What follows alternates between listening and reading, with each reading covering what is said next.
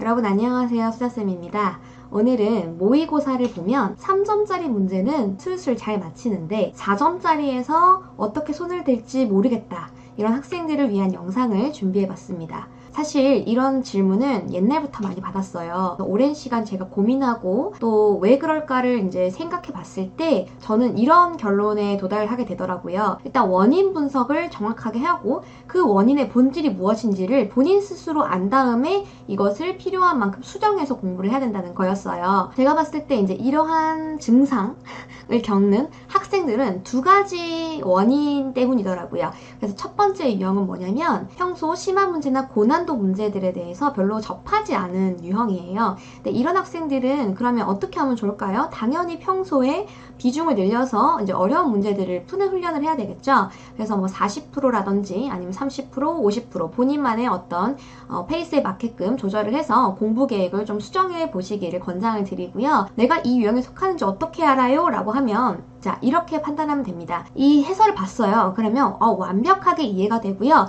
왜 이 해설이 이렇게 접근해서 시작하고 끝맺었는지가 정확하게 납득이 되는 학생입니다. 그래서 그 다음에 이런 문제가 나오면 와, 이제 자신 있게 맞힐 수 있을 것 같아, 이런 판단이 들잖아요. 그럼 본인이 이제 1번 유형일 수 있다고 생각을 해요. 그래서 평소에 어려운 문제 훈련을 좀 많이 하시길 바라겠고요. 문제는 두 번째 유형이죠. 이제 두 번째 유형은요, 사실은 개념 공부가 제대로 되어 있지 않은 케이스입니다. 근데 이제 솔직히 많은 학생들이 모르고 있어요. 쌤, 저는 3점짜리 다 맞히는데 개념은 다 돼 있는 거 아닌가요? 뭐 개념 공부 뭐 됐으니까 3점 맞췄겠죠. 근데 그게 착각일 수 있다는 건데, 이제 개념 공부라는 게 정확히 뭐 무자르듯이 여기까지가 개념 공부다 이렇게 뭐 정의하기는 조금 힘든 건 사실입니다. 그런데 이제 제가 봤을 때 판단 기준은 이 단원에서 핵심적인 개념을 본인이 얘기할 수 있느냐, 그리고 머릿속에 체계화가 돼 있느냐, 이 기준이에요.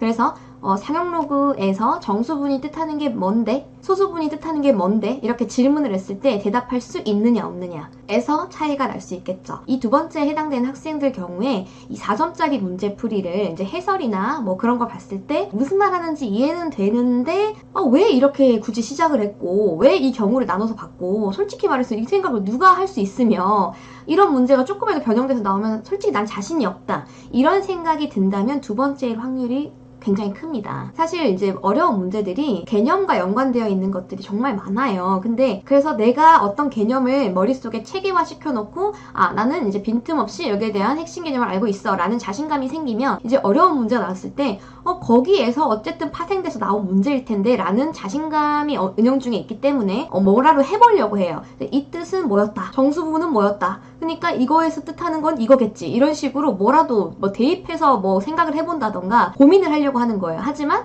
그 개념이 뭔가 모호하게 되어 있으면 어떤 어려운 문제를 봤을 때 이 문제는 사실 내가 모르는 거 보니까 뭔가 대단한 방법이 있을 거고 나는 거기에 대해서 아직 공부가 안 됐나 보다, 뭐 이렇게만 하면서 지나칠 가능성이 높다라는 거예요. 두 번째 학생들 같은 경우는 사실은 수학 공부 DNA 자체를 조금 돌아볼 필요가 있어요. 습관이라는 거는 이제 중학교 때부터 형성이 됐겠죠. 근데 수학 문제 풀이 자체를 외우려고 하는 유형일 가능성이 굉장히 큽니다. 근데 어떤 문제를 딱 봤을 때 이 문제 이렇게 푸는 거야, 이 문제는 이렇게 푸는 거야, 이렇게 외워가지고 문제를 푸는 학생들. 근데 이제 응용 문제 나왔어요. 그러면 이 문제는 처음 보는데 어떻게 푸는지 잘 모르겠다, 엄두가 안 나는 거죠. 근데 중학교 때까지는 이렇게 공부해도요 90점 이상이 나올 수 있어요.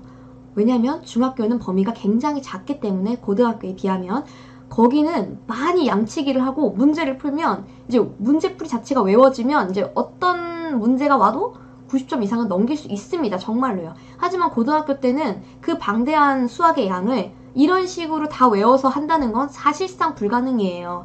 근데 진짜 열심히 이 유형을 외워서 4점짜리도 외워가지고 문제를 푼다, 뭐 가능하지 않다고는 제가 또 단언하기 힘듭니다. 하지만 시간 투자가 어마어마하게 들 텐데 그걸 감당할 자신이 있으신가요? 그래서 본인이 개념 공부를 하는 그 습관을 다시 처음부터 조금 바꿔서 본인이 공부법을 좀 개조를 해서 다시 수학 공부를 차근차근 제대로 정석대로 해야 되겠다, 이런 생각을 좀 하시기를 정말 권해드립니다. 제발 문제풀이 유형에 따라서 외워서 접근하는 버릇은 이제 버려주세요. 두 가지 솔루션을 제안 드립니다. 첫 번째는 이제 개념을 단원별로 이제 핵심 개념이 있을 텐데 거기에 대해서 정리를 하는 거. 그 영상은 제가 이제 찍어 놓은 게 있으니까 여기를 이제 참조하시면 좋을 것 같고요.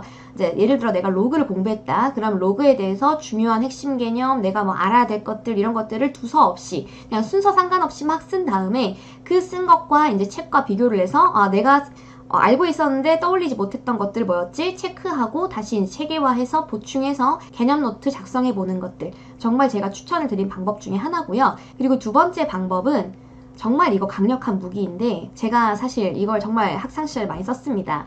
저는 예전부터 남을 가르치는 걸 좋아했나 봐요. 그러니까 뭐 문제를 풀 때 남이 있다고 생각을 하고 이거잖아. 그래서 3의 x승을 뭐 t라고 하면 어쩌고 저쩌고 이러면서 막 설명을 해주는 거예요. 오답 해설 같은 걸 보고 이렇게 푸는 거구나 라고 이제 인지를 하고 넘기면 안 된다고 했습니다. 다시 스스로 풀어내야 된다고 했는데 다시 풀어내는 과정 속에서 제가 남에게 막 설명하는 것처럼 과외쌤이 된 것처럼 막 설명을 한 거예요.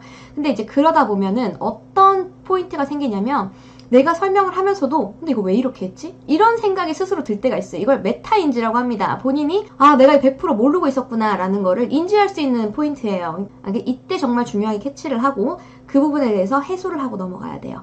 다시 뭐 다른 분한테 물어본다던가 아니면 이 부분에 대해서 고민을 한다던가 해서 왜 이 풀이법이 이렇게 넘어갔을까? 이거를 계속 고민을 해야 이게 왜 이렇게 문제 풀이법이 나갔는지에 대해서도 스킬을 익힐 수도 있으니까요. 물론 모든 4점짜리가 개념만 안다고 되는 게 아니라 제가 말씀드렸듯이 문제 스킬도 중요한데 문제 스킬도 솔직히 거기서 거기에요. 이걸 문제를 풀다 보면 조심해야 될 포인트, 함정 포인트 이런 것들도 다 한정적입니다. 그런 것들도 제가 이제 가르치면서 하다 보면은 이제 발견이 되는 거고 조심하게 되는 거죠. 다시 스스로 풀 때 남에게 가르치듯이 설명하면서 풀기 정말 강추드리는 솔루션이에요. 그래서 이 두 가지를 여러분한테 제안을 드리는데 꼭 해보시길 추천드려요.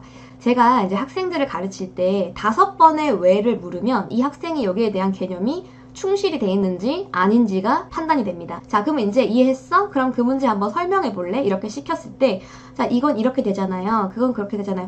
그럼 제가 그때 중간에서 왜? 그게 왜 그렇게 되는 건데? 이렇게 물었을 때 선생님 이거는 그거니까요. 이렇게 바로바로 이제 나오는 학생들은 개념이 탄탄하게 되어 있다라고 저는 생각을 하고 근데 만약에 머뭇머뭇하면서 그냥 아까 선생님이 이렇게 설명해 주셨으니까요. 혹은 그냥 왠지 이렇게 한번 해봤어요. 라든지 뭐 약간 모호하고 자신 없게 얘기한다면 그냥 그 풀이법 자체를 외우고 있는 단기 기억으로 설명하고 있을 가능성이 크거든요. 그래서 왜? 라는 그 질문을 늘 하면서 수학 공부를 하시기를 추천드립니다.